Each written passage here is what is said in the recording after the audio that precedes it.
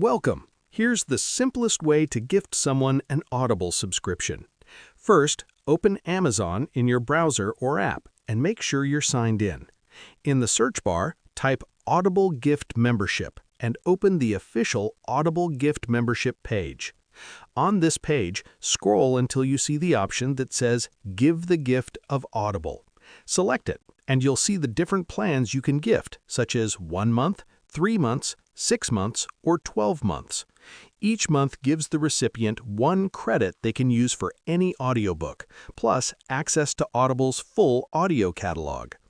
Choose the plan you want to gift, then add the recipient's name, email address, and the delivery date. You can send it immediately or schedule it for a special day like a birthday or Christmas. You can also customize the card design or choose to print the gift instead of emailing it. Once everything looks right, click Continue to Checkout and complete your purchase.